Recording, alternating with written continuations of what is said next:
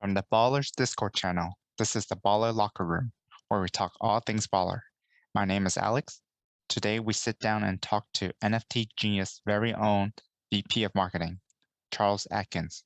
We got to discuss his roles and responsibility, how he views the Baller brand presently, and what the Baller brand's future might look like.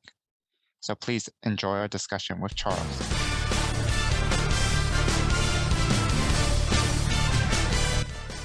Disclaimer: the Baller Locker Room podcast is not affiliated with NFT Genius or Ballerz NFT.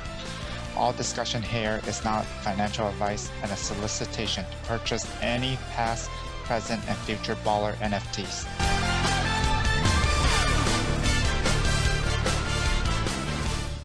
All right, welcome everyone to episode 4 of the Baller Locker Room, where we talk all things baller. Today we have an extra special guest. His name is Charles Adkins, and he's the VP of Marketing. Welcome, Charles, to the podcast. How is Cleveland treating you? Well, I didn't actually make it to Cleveland. So yeah, funny story. One of the coworkers in NFT Genius headed out there. I ended up not going, and good thing I didn't, because apparently when the plane was landing, they're having a big snowstorm and they had to abort the landing, and he thought for sure he was going to die. So kind of happy I wasn't on that plane. Wow. So I'm actually still out here on the West Coast in California. Yeah. Joining me as co-host is MPay33 and Noons. MPay. Bing bong. Hey, ballers, what's up? Ready to rock and roll. Incredibly excited to chop it up here with Charles. Tons of questions, and it's going to be awesome to hear a little bit about you. So excited to talk. Perfect. Last week there was a tongue out baller that sold for 2.8K. Did it tear your heart out to see that? You know what? It didn't tear out my heart. It was exciting to see the activity on Tongue Out, because there's going to be very minimal amount. And so to understand what the value is and how it got acquired within 30 minutes of that sale is incredible. So although I would love to have it for myself, I don't live in Europe and I had no shot at it. Congrats to the seller and buyer. Next is Noons. Welcome officially as the new co-host. Shooter sadly had to drop out, probably pursue his dream as a YouTube influencer. But are you pumped to talk about all things sneakers and ballers? Ballers! Hell yeah!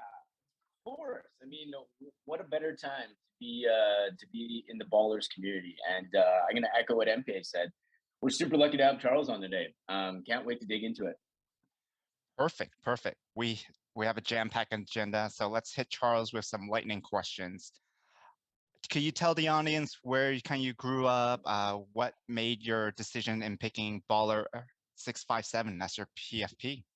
Yeah, I mean, so I'm born in California, born in SoCal, grew up in California mostly, moved to Chicago, was there for a while, came back to California and, got linked up with NFT Genius. And yeah, man, Ballerz 6572, that's me, number 4 New Orleans Giants. Overall, not a great player. So, I mean, matches me perfectly. Looks exactly like me, but skinnier, so super aspirational. Yeah, I mean, I found one that I really liked. I thought it kind of looked like me with the headband, and probably plays better than me too. So perfect. Wait, I thought you were dunking all over Jeremy and all that. Hey man, I won a 9-foot dunk contest in 8th grade. Let's not go too far. All right. Second question is: are you a Venice Beach guy? What is your thought on Venice Beach? Since you're a Cali guy. I'm East Coast, so. Yeah, not a Venice Beach guy, really. I mean, it's definitely not my area. So I'm more of a Bay Area guy, downtown LA, San Pedro. The background picture, I should say the banner photo on my Twitter account is a hoop that's in San Pedro by the Korean Bell. It just overlooks the ocean, and there's barely anyone out there, so it's a sweet spot to go shoot around. Very cool. Very cool. Yeah, the only place I've been is Santa Monica for my buddy's wedding. Gorgeous area. Similar to kind of what you just described right there. Just looking out in the ocean is, man. That's sweet. So as far as just overall ballers though, are you a trait guy? Are you a skills guy, combo guy? what do you follow from, just if you were to pick your own baller, sort of what is your thought process around that? I mean, for me, I definitely want a good overall score, but when I get around to buying more of them, I'm definitely going to look to try to round out a squad and see what that looks like. For me, I love the I love the emoji. I love the alien. I'm a super like bright primary colors type of guy, so like the brighter the better, just on the visual aspect. Yeah, I mean, I definitely like the overall skills. I think dunking is going to be important. My dude is not a good dunker right now, so I got to pick up someone that can actually touch the net. Like NBA Jam dunking, you mean? I mean, that would be nice. Yeah, if I can find someone with a 99 dunk that isn't one of the legends, I'll take that. But hey, if you get a pair of sneakers with a high jump rating, is that going to add to your dunk? I mean, I feel like you guys are really asking me about the game here, and like asking me about like trying to like lay it all out really ahead of time. I mean, obviously, like, yeah, the traits involved with sneakers do have different aspects to it. The one thing I was like telling people in the Discord when I was in there talking about it was, don't get mixed up trading too fast, because you don't actually know what these traits do, what the accessories do quite yet. So you can make an assumption that, X may do Y, and maybe we thought you would think that, so we did the total opposite of what you may think have happened. So there's a couple out there that I think would surprise people. Wow, playing reverse psychology already. And I mean, they all add to your game. It's just some of them are going to do things a little bit different than you may have anticipated. I love that. I love that. Before we finish these lightning round questions here, I love the emoji, the bright bodies. I totally agree with you there, Charles. If you had a top accessory that you would love your baller to have, I mean, for me, just aesthetically, like, I like the pencil. I don't know why. I want the pencil, man. Got to be student of the game. I feel like that just. I mean, and besides, like, what maniac's going to play with a pencil in their ear anyway? Like, that's just wild. I love the gold headphones. I mean, gold headphones are legit, so those are dope. Yeah, that's a common theme. 4 episodes so far, I think 3 or 4 folks have said gold headphones for sure. A Yeah. pencil, oh, love it, love it. We have a pencil crew here. We have a pencil crew in the Discord. Nice. They're gonna love that. So jumping into just a little bit about yourself. I'm actually interested. Just tell the people a little bit about yourself, maybe background, stuff like that would be interesting to hear for sure.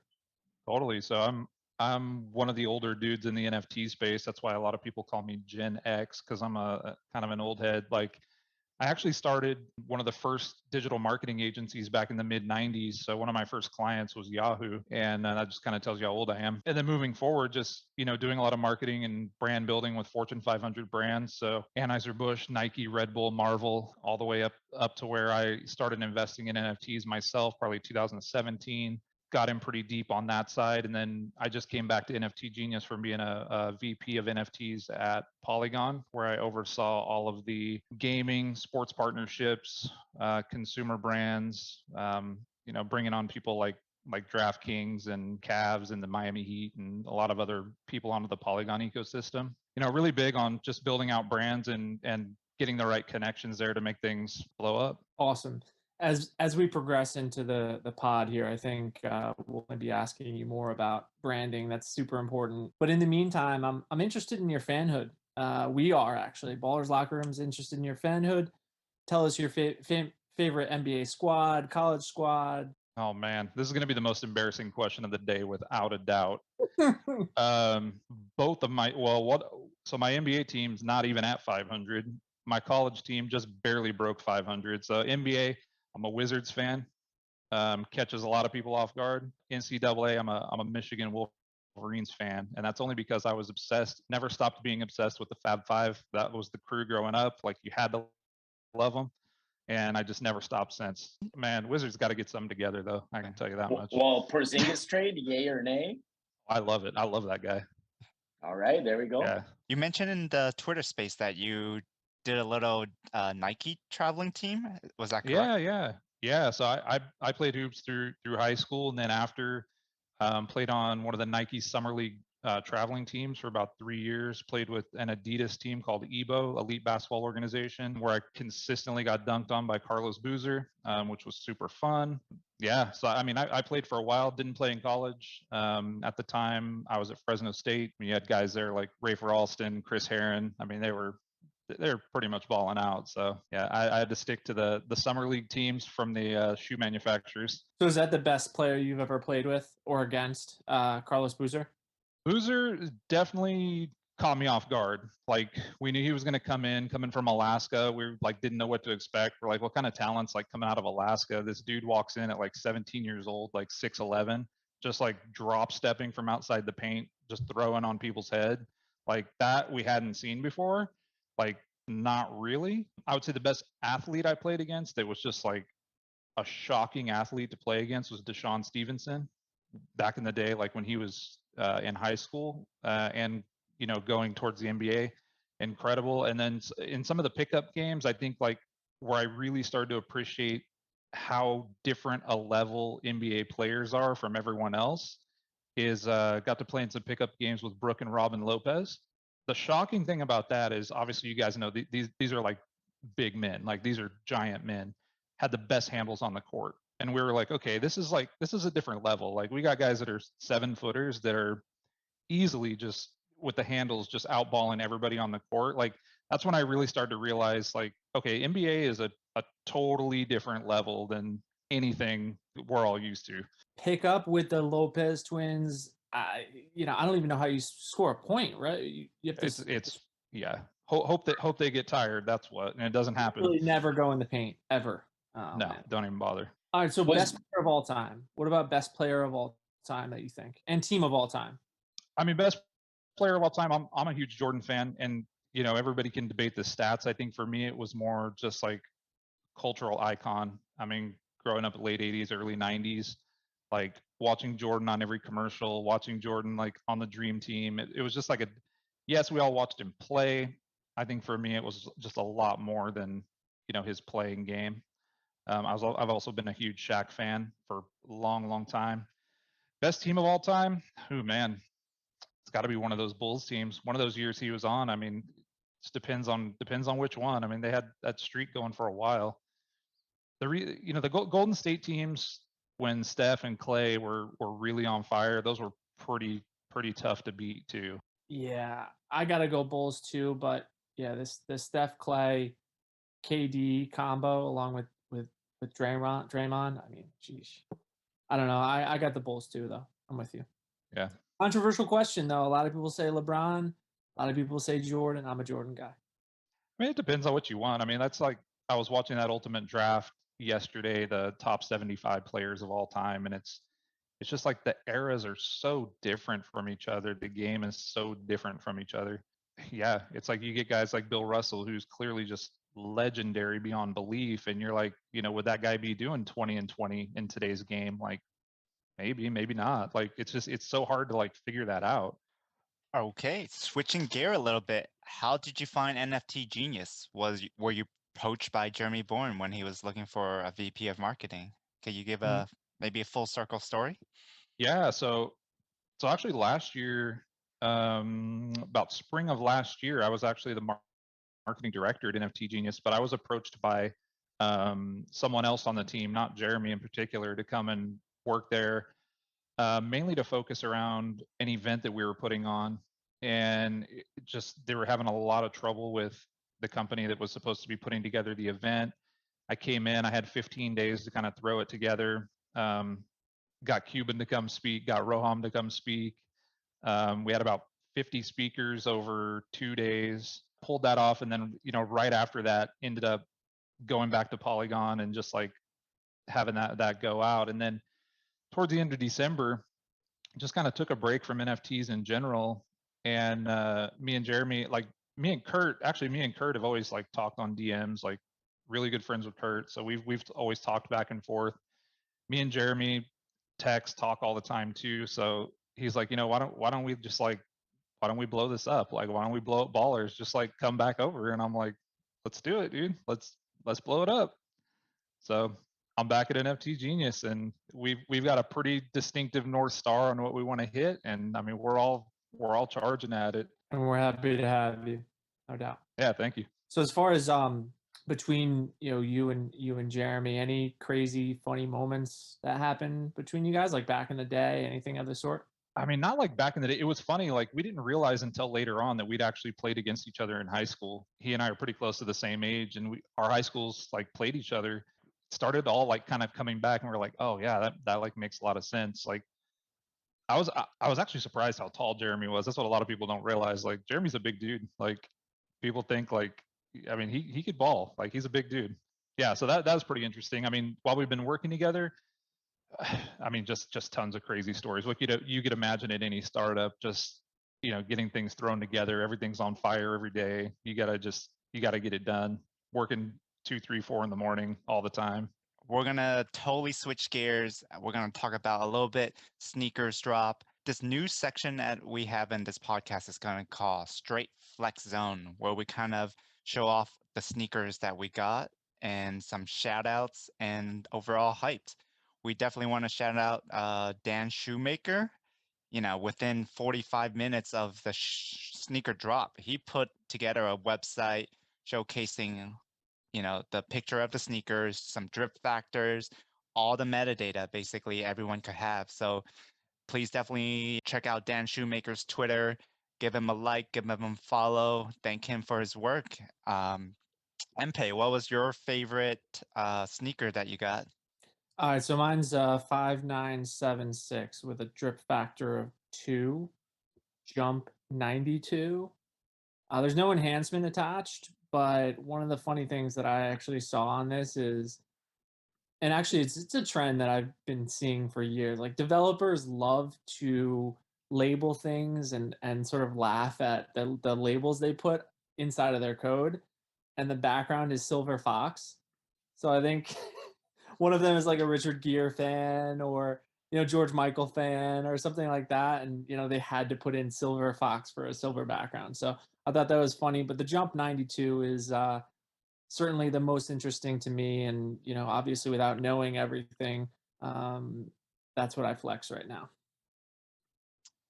Noons, how about you? What kind of wild sneaker you got? I'm glad you mentioned that, MP. The backgrounds are interesting, right? Like even just looking at R3 right now, you said Silver Fox is your background. Mine's Old Campfire, whatever that means, hey. But yeah, I got I'm only a holder of 3 ballers, so I got 4 out of 6 of mine were commons, and my favorite one so far is the one that has the ankle breaker enhancement. So I think what is it, number 1164. Nothing crazy. Drip number 2, jump 78, but giving me an ankle breaker enhancement, yeah, I was pretty happy to see that. Perfect. I forgot to mention that all these rarity rankings on the sneakers are pinned in the main chat of the Discord, so definitely check that out. But my sneakers I'm flexing is sneakers 6693. Aesthetically, it is super clean, just white, gray, and black. Definitely, pure minimal like me. It rocks a drip factor of 4. Jump 75 could definitely work on the jump, but it has the drive the lane enhancement. I don't know what that means, but it sounds like I'm about to dunk on some people.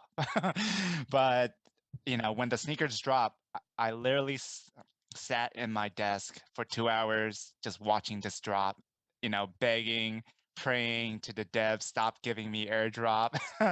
And Charles, you were there right in the Discord telling, hyping everyone up. How's your take on it? Yeah, I mean it's really interesting. That was super fun. I'm glad we like got it out that day. I mean, it was just so interesting. Like we had everything downloaded, we had everything going through Mint. We are getting ready to airdrop, and then Flow had a technical issue like that day, and we were like, "You've got to be kidding me! Like, what is happening with this thing?" And then, luckily, because it was the same day they were dropping, what was it? Was it the NFL All Day packs, I think, or it was the NBA, the first All Star packs? One of them, but it got super slowed down. And anyway, we got him out the door. I was in the Discord, like I was just really excited to see that everybody loved the aesthetics, and I really loved that everybody couldn't believe that these were the commons. I mean, yeah, and these are the most basic ones out there. So if you're waiting on some other ones, you're going to be pretty happy. I mean, you should be happy with these too. I could tell from the ones that you guys just flexed with. Yeah, you guys got some good ones. That's for sure. What's your favorite uncommon or iconic sneaker? Well, uncommon. That's a good slip in, trying to get me to tell you about the iconics. But smart boy, smart boy. Hey man, I've been in PR and communications for 23 years. I can pick up on the questions, man. Oh, okay. All right. The uncommons. I mean, I like the Ivy. The Ivies look cool. The monitors look cool. The blue heel, a lot of people don't pick up on. Like they just think it's like a plain sneaker, but there's some that have like a little blue visor around the heel. Those are sweet. Drip factor is obviously going to be a big deal. Jump is, and driving the lane, ankle breaker, like yeah, those are all things that are going to come into effect. And not all the sneakers have, you know, any of those attributes. Some of them don't have any of them. So I mean, you guys definitely got some good ones. Yeah, I mean, there's the enhancements are the cool part, I think, for me, because you know there comes a lot of speculation with it, but also you can kind of imagine it pretty simply. On this show, we try not to speculate too much.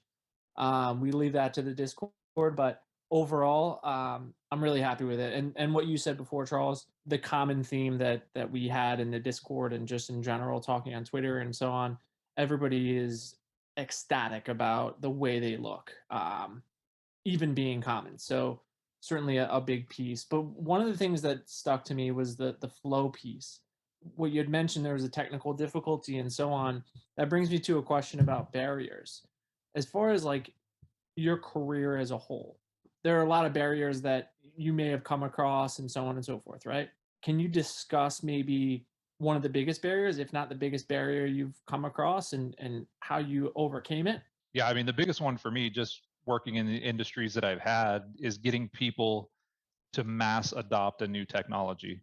That's always like the biggest and most difficult problem. So Web 1, when people would come to me, it's like, why do I need a website? It's like I got to the point where it's like, I'm not going to convince people anymore. Like eventually you're going to have to. Or do we need a mobile app? Do we need a social media? And now with blockchain, it's like, do we need a blockchain strategy? And then right now, the technology is so new that we're still hoping that consumers have mass adoption. We're super fortunate that we're able to link up with Dapper and use the Dapper wallet, just because it's ease of use is a big deal. Like you can go in there, you can use fiat currency. That helps users, you know, really onboard quickly. There's most of the people that are in Ballerz also own Top Shot. And so it's, you know, we get to tap into that community who already kind of understand how to use a Dapper wallet and flow.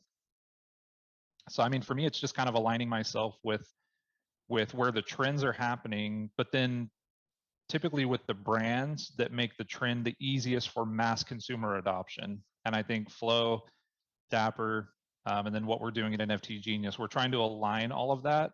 So all of the general population has an easy time utilizing blockchain technology. Yeah, so I actually read and listened to a couple things that you've done before, Charles.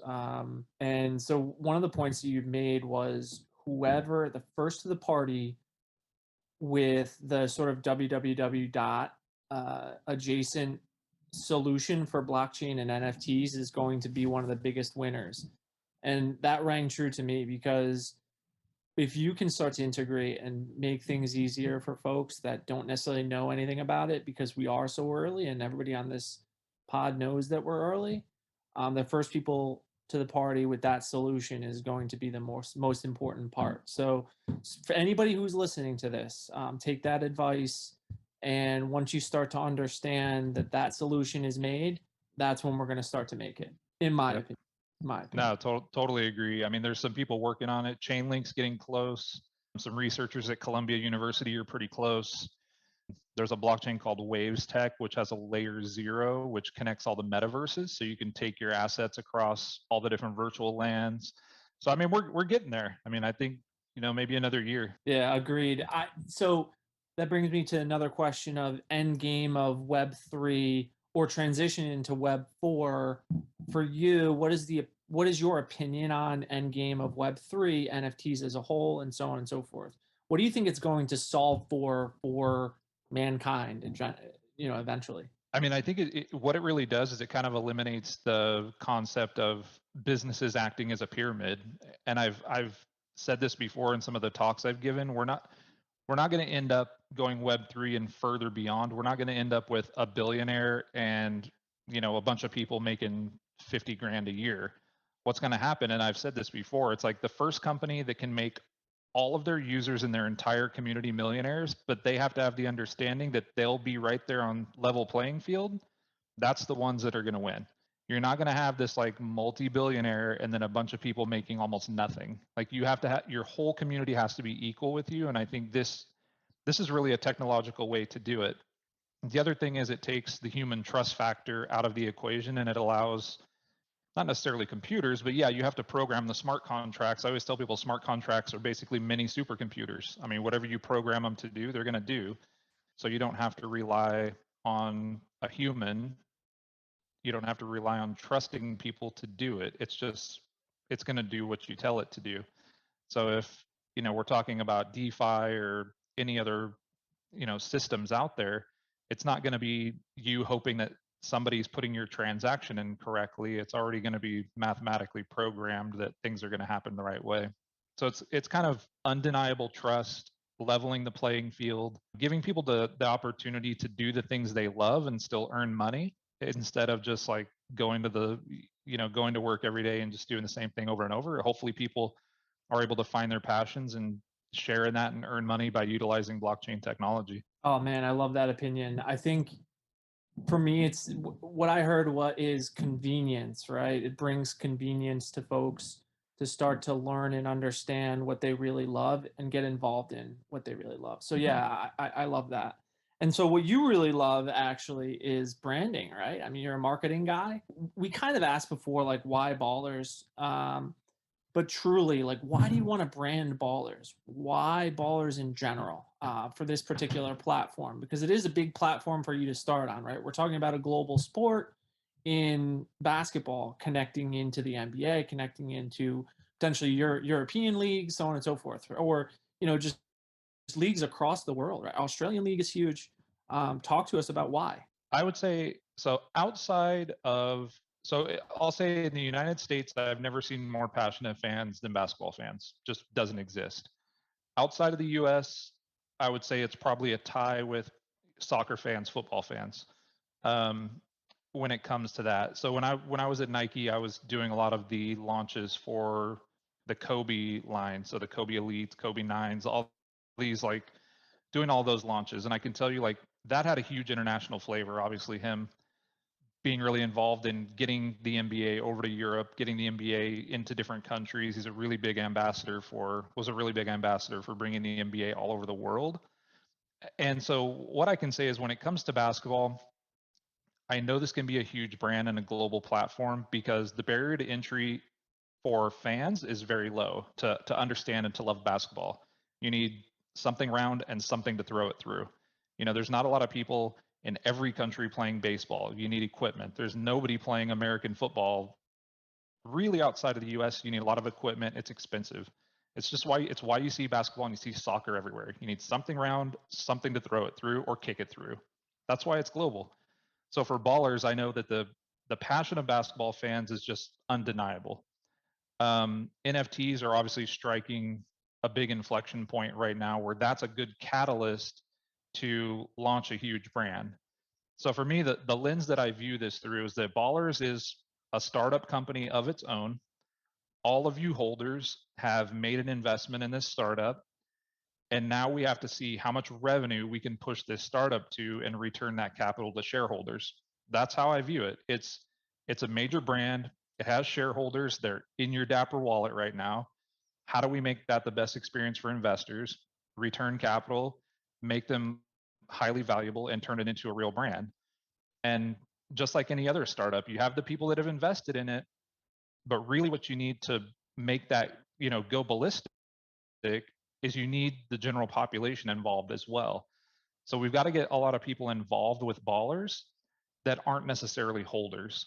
So the holders, I just consider the investors. How do we return that value? We have to get millions of people involved in Ballerz. So yes, there's a lot of people out there.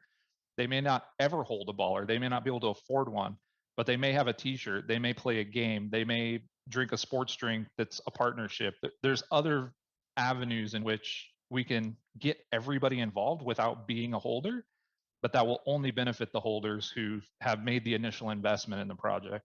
That was an amazing answer. I just want to chime in. Yeah, NBA definitely one of the biggest brand. And what separates NBA apart is how flexible they are with their copyrights.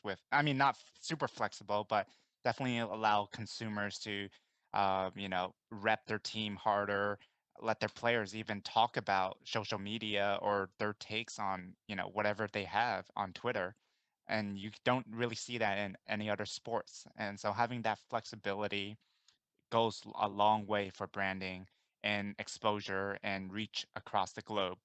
A great transition would be is kind of how do you see, you've been in Nike, you've been in Red Bull. How is Web3 marketing different than the traditional marketing model? I mean, it's super different. It really is about awareness and building a brand. I use an analogy that I always steal from Seth Godin, and he says, if everybody knows Nike, like Nike is an incredible brand, they've done really well at their branding. So let's say, Nike were to create a hotel, you know exactly what that hotel would be like. You could imagine it in your head what a Nike hotel would look like. But you take a company like Marriott or Hilton Hotels and you have them make a shoe, you would not have a clue what that is or what it means to anybody. And it's because Nike has a brand and those hotels have a logo, and it's totally different.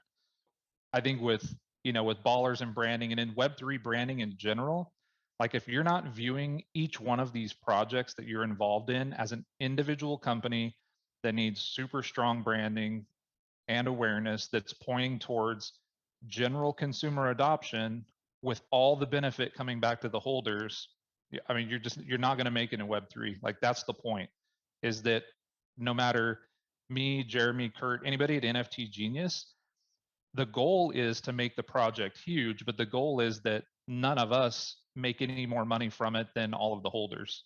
I mean, we all hold Ballerz. Like I luckily had to buy mine from NFT Genius because they made me pay for my own. Cool, totally. But I believe in the project, so I think I'm going to get value out of it. I know I'm going to get a return, and I mean, luckily I get to be in the driver's seat of helping that happen. I think that's the big difference is Web 1, Web 2, it's like customer acquisition. Like, first of all, you're calling people a customer and you're trying to acquire them. It's like, acquire them for what? Just to like spend more money over and over and over.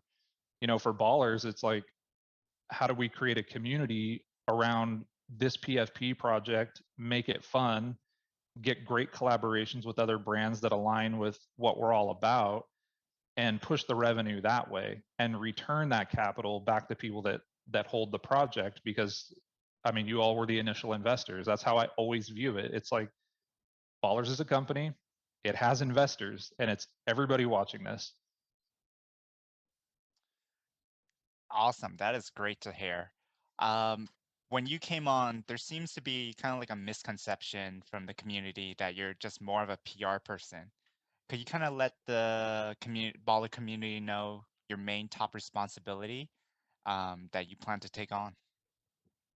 Yeah, definitely not a PR person. I've done it before, not really my main suit. I mean, really what I'm geared to do and what I've always done in my careers is bring on like large brand partnerships, collaborations on just a number of different things. So bringing smaller IPs into the world of larger IPs. So it's mainly talking to major brands. My goal has always been to bring Fortune 500 brands awareness of new technologies. So that could lead partnerships to Ballerz. I mean, I've already talked to a ton of gaming studios with my work at Polygon. Started some of those conversations again with Ballerz. I've talked to a lot of fantasy sports leagues as well and apps. So really just finding the best route to make sure that Ballerz is seen by mass consumers, and a lot of that is just partnerships and relationships. Not a ton on the PR side, although when we make those partnerships, I'll make sure that everybody knows about it. That's for sure. I've loved everything you've said. Just as a holder myself, like hearing you express what you're going to be bringing to NFT Genius and to the Ballerz community has got me psyched, to say the least, for sure. I'm curious, like from your experience with Polygon and the blockchain and gaming and everything.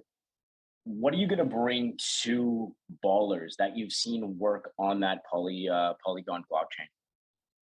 Yeah, I mean, Ballerz may never have anything to do with Polygon at all. Obviously, Flow is building great things. I know Flow has intentions to allow games and other build processes on their blockchain too, and that's obviously who we're closely aligned with. So that's something that we would consider. I would say that AAA games, I know I've seen a lot of people in Discord say they take 3 to 5 years to make, and I that is for like long storyline driven games, AAA games that have like deep and long story. That's not really for like sports properties. It doesn't take that long. Casual monitor games, usually take 6 months if they're pretty good. Fantasy games can take as little as a month if that's the direction you go. I think Ballerz, we're going to explore all of those possibilities because there's no reason it can be one or the other.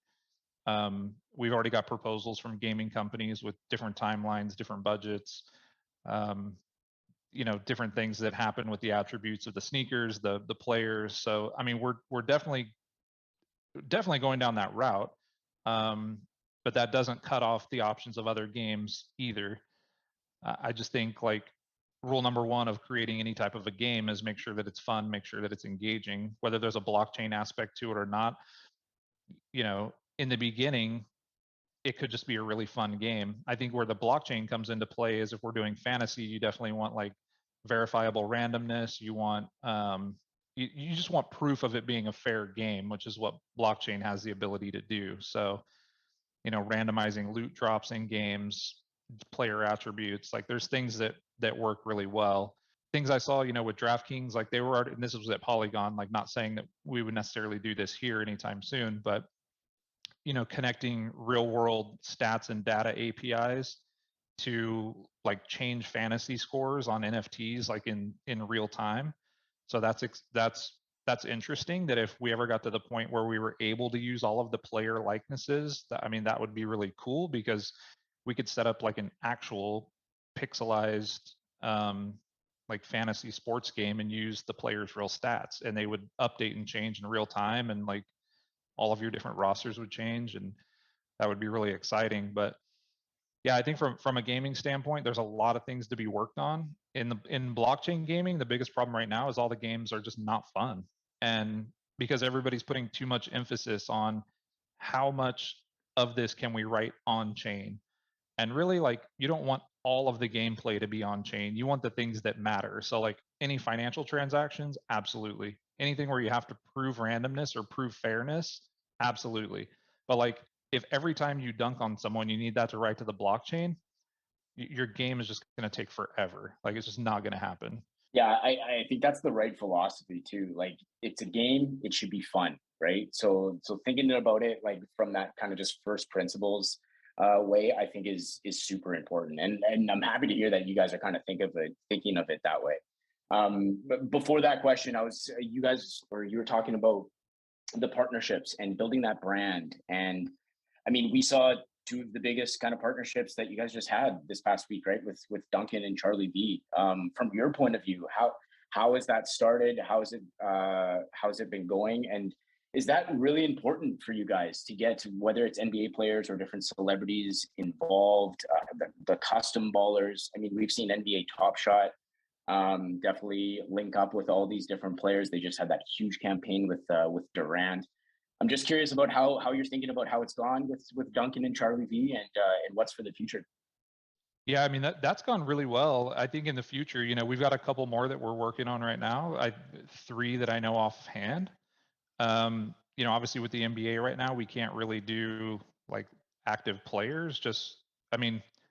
We could kind of make their likeness, but they're pretty sticky about doing active players. So for right now, it's going to be a lot more of the legends, people that are retired or people that we grabbed while they were in college. So that's kind of where we are. I mean, it's important for us to get celebrities involved to a certain extent. Obviously, that just like anything else out there, there's that really weird thing that comes along with influencer trust. It's weird psychology. It just always happens. You see somebody like Gary Vee get into a project, everybody wants to get into it. You see, just other celebrities into it, they want to get into it. I think we're just we're trying to push those boundaries as much as we can without getting slapped on the wrist by the NBA. I mean, that's really what it boils down to. And like, we have good communication with them. They know about the project. They obviously, talk to us about it. We get a lot of third-party information through Dapper as well. They're really tight with the NBA for obvious reasons. So even just having a really good alignment with Dapper, a really good alignment with Top Shot, and with the NBA front office is like a big deal, and it's getting us in the right direction. And having Dapper, obviously, that's the other thing is like, our investors are Mark Cuban, Roham, Anthony Pompliano, Guy Osiri, who used to be Madonna's manager, and Ashton Kutcher. So like the options to rug people do not exist. Like, Yeah, talk about brands. I mean, you have to like, these guys have high expectations. We're doing everything we can to deliver. And the partnership with Dapper, who's led one of our previous rounds and is going to be investing in the company again pretty soon. I mean, we've got to keep that relationship alive. Making Ballerz, go to the moon is kind of, I mean, attorneys would kill me for saying that, but we're not supposed to say anything financial related. But I mean, that's the whole point, right? Like, we want to return really high value to people that hold these things, and having those close aligned relationships with really big brands, with the NBA, with legends, with celebrities, it makes a difference. And so we take those phone calls 24 hours a day. When that phone rings, you pick it up, you do the work. Don't worry, to be clear, on our podcast, we have this is not financial advice Okay, for good. anyone. So you're good. Yeah. Awesome. No, it all sounds super exciting. And yeah, those names, I mean, they speak for themselves, right? And the fact that they want to get involved, I think says everything. And even you just saying like the opportunity for a rug pull just isn't there with all the people that are invested, the people that this project matters to. I think it's kind of a no-brainer. And this community is so strong right from the get-go. I mean, I think I bought my first baller a couple months ago and just completely welcomed by the community, both Twitter, Discord, right from the get-go. From your point of view, like, how are you going to take advantage of that, where we already have a super strong community? There's only, I think we have about 4K individual holders. Knowing that you have that strong community to build on right from the get-go, a really strong foundation. In your role with NFT Genius, how do you see you capitalizing on that? Yeah, I mean, that was like really awesome for me when I hopped in the Discord, like just being able to chat with everybody and see how active everybody was, and even welcoming of me. I think a lot of people have seen in most of the chat, like, my job is to be as transparent as I can possibly be. I try to tell people what's going on as much as I possibly can, just with full knowledge that projects like this, like, they do have their ebbs and flows. And in NFT projects in general, I've always kind of been a believer that if there's paper hands like in the barn, like, let them shake out. And if you're going to hold, that's fine, because there's going to be ups and downs. But what I want to happen is that people that are selling and trading and flipping and kind of degenning on the project, like on a day-to-day basis, that 8 months from now, they've got no ballers in their wallet and they're just losing their mind with FOMO because they're like, dude, I sold 20 of those. Like, how much of an idiot could I have been? And like, that's just one of those things where it takes a little bit of time. And I'm glad, like, I've seen a lot of really patient holders in the community. I haven't seen very many people that are just like, wow, this is terrible, like the floor's not going. I haven't seen too much like floor talk. Like, it happens once in a while, but typically if that's like the majority of the chat, that's a red flag. So like, that's one thing I haven't seen, which is, really encouraging that the community is strong. I think just listening, like, I want to listen to the community. I know in parts of the chat, like, I just put my email address in there. It's like, shoot me an email.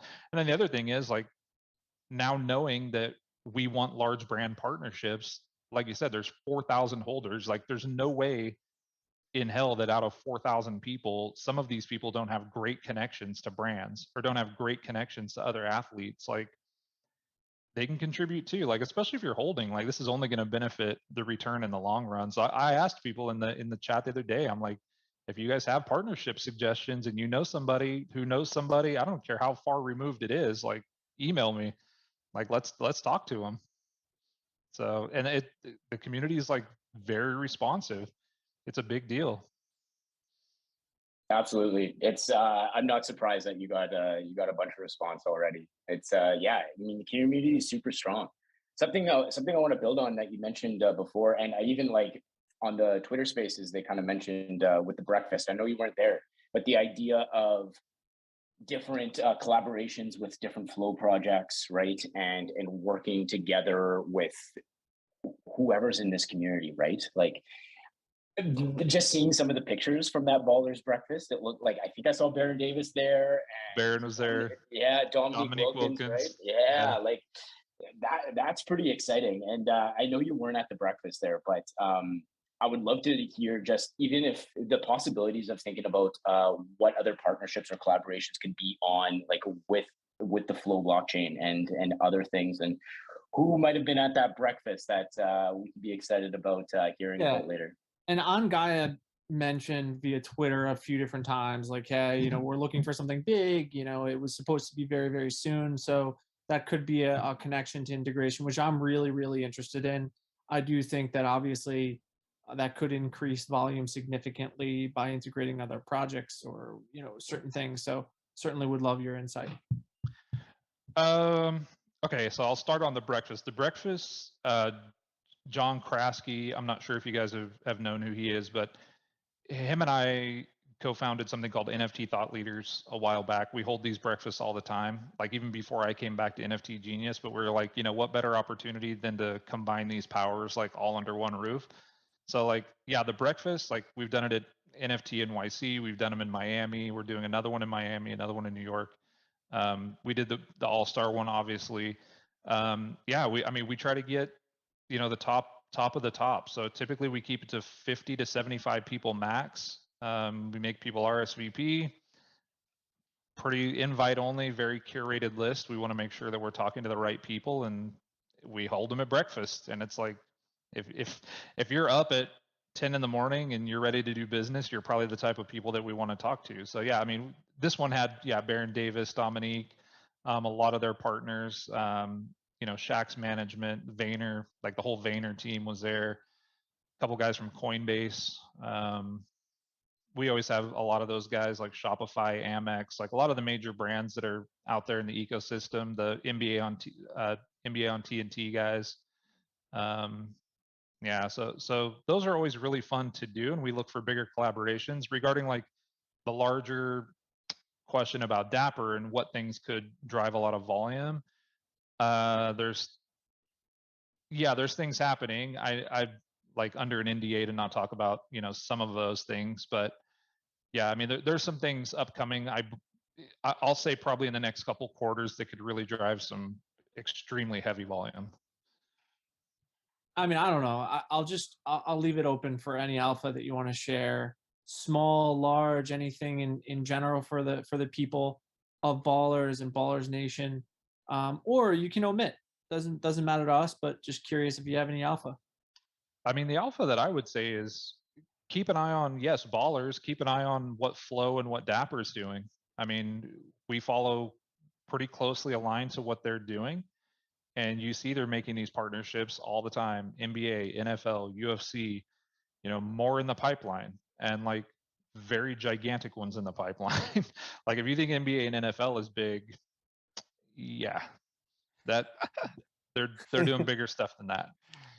And yeah, outside of that, we're really excited because we feel that Flow and Dapper, they really have the proper roadmap for mass consumer adoption. Yeah, they've done it slower. They're not OpenSea, they're not ETH, they're not, leaving all this stuff out there. It's, the Cadence programming language on the Flow blockchain. It's extremely difficult to hack. It's hard to find coders. So when you find them, they're high quality. They're doing it a little slower, and they're just doing it right. And that's why we love working on that blockchain. It's just like, if the first person that came out with something was always the one that would win, like we'd still be searching for everything on lycos.com. Like we Google it. We're not using Netscape Navigator. We use Chrome or, Safari. Like being first doesn't always mean you're the best. Sometimes taking it slow and doing it right makes a bigger difference. Definitely agree, right? It's not always about 0 to 1, but whoever achieves 1 to a million. Yep. Thank you again, Charles, so much for your time. You provided great insight in the in your role and as well as kind of like the future of the Baller brand. Can't wait to chat it up next time. See you on the Discord. MPay, would you like to kind of wrap it up with our contest question for all of our listeners? Yeah, definitely. Just want to thank Charles. Appreciate you joining in, chopping it up with us, giving us some information on your background and just in general Ballers. So you're the man for that. But regarding the last win, I think it was Crown Town. I think he's vying for a MVP spot adjacent to Justin Brown. I mean, he's middling trades and so on, and interacting across the board. Crown Town, we love you. Shout out Crown Town. Won the last Ballerz Locker Room podcast contest, and this one is fairly simple too, fairly similar. The question for everyone is, what is the audience's favorite sneakers that got airdropped? Make sure you retweet with a screenshot of that sneaker. Tell us about your favorite accessories, you know, the enhancements, maybe the background, silver fox, so on and so forth. And, you know, there's a prize associated. So appreciate all of you listeners, all the people, and Ballers, baby. Ballers, baby. Charles, thanks again, man. Hey, a super awesome podcast. Tons of awesome information. I can't believe how comfortable I feel knowing we're in NFT Genius's hands. So your talk today was a big part of it. So yeah, thanks again for being here, man. Yeah, anytime. Yeah, any Twitter, LinkedIn, anything you want to tell the people, Charles, to connect out with you? Yeah, I mean, my Twitter is just 1GenX, so number 1 GENX. LinkedIn, you can find me, Charles X Adkins is the username there.